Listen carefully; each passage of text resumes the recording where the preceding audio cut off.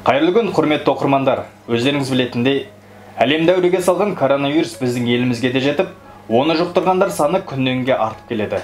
Алайда, ақжелеңді абзал жандардың арпалысуымен бұл дерттен айыққандар да бар. Мәселен, Қарасай аудандық орталық аурухананың инфекциялық бөлімінде ем-домын қабылдаған қарасайлықтардың бөлек, Іле және Жамбыл аудандарының азаматтары да бар екен айта кеткен жөн. Аталмыш медициналық мекемеде емделген, жақында ғана сырқатына сауыққандармен біз арнайы тілдесіп көрген едік. Аты жөнін жасыруды сұраған алғашқы кейіпкеріміздің бірі қарасайлық тұрғын. Үй жағдайында ем-домын қабылдап жатқандықтан басынан кешкендерін WhatsApp желісі арқылы дыбыстық хабарламамен білдіруді жөн санады. Ендеше бірге құлақ түрейік. Мен 31 наурыз күні жоғары температура менен Үшқоңырдағы ауруханаға түстім. Келесі күні 1 сәуір күні Қаскелеңдегі инфекциялық ауруханасына алып келді. Істің мән-жайын бірден түсіндім, не болған. Әрине, менің ішкі дүнием алай-түлей болып, жаман күйде, үрей басып, жылап деген сияқты сондай жағдайға түстім. Бірақ дәрігерлер менен медбикелер жан-жақтан мені тыныштандырып, мейірімменен қарсы алып, мені жақсы сөздерін айтып, әйтеуір әлгі жерде есімді жидым.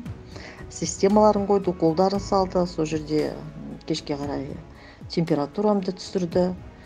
Сөйтіп есімді жинадым. 17 күні 2 рет анализ тапсырып, мен 17 сәуір күні аман есен сауығып үйіме келдім.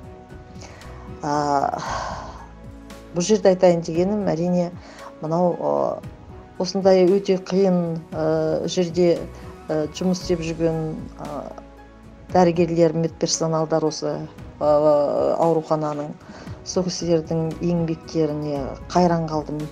Керемет адамдар, қорықпай жұмыс істеп жатқан бұл кісілерге өте үлкен рахмет. Неғұрлым үйде отырған дұрыс қой. Өйткені тәртіппен ғана жеңе аламыз біз бұл ауруды. Үйде отырып, тыныш қана отырып жеңе аламыз енді.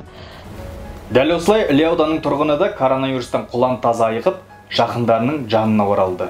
Қазіргі уақытта дәрігерлердің кеңесімен денсаулығын жіті бақылау үстінде. Карантин режиміне байланысты іргелес жатқан ауданға бара алмағандықтан, сырқатынан сауыққан келесі кейіпкерімізбен WhatsApp желісі арқылы тілдесуге тура келді. 27 күні Қаскелеңнің инфекционныйына түстім. Сонда қатты ауырып бардым. Дәрігерлер сразу қабылдап алып, жүгіріп, керек ем-домын жасап, ең бірінші кіресап анализдерін алды. Сонан кейін противовирусный дәріні берді сразу. Обед кезіне апарды мен уже, анализге келгеннен сразу апарды. Содан кейін кешке жақын тағы да дәріні берді, противовирусный. О жақтағы дәрігерлер жақсы қарады. Медсестралар да жүгіріп 2 сағат сайын мені тексеріп тұрды. 2 сағат сайын, 1 сағат сайын тексеріп тұрды. Керек дәрі-дәрмек, керек заттарды жіберіп тұрған, соған себепші болып тұрған Ғамила Кеңесовна деген басшыларымызға да алғысымды айтқым келеді.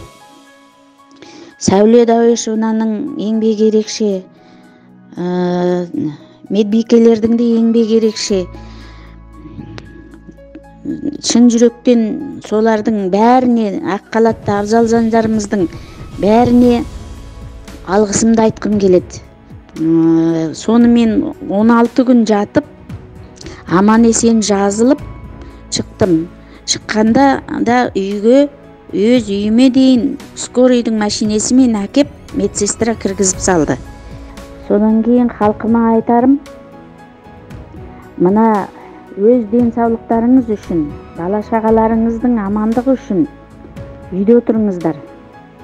Ешқайда шықпаңыздар.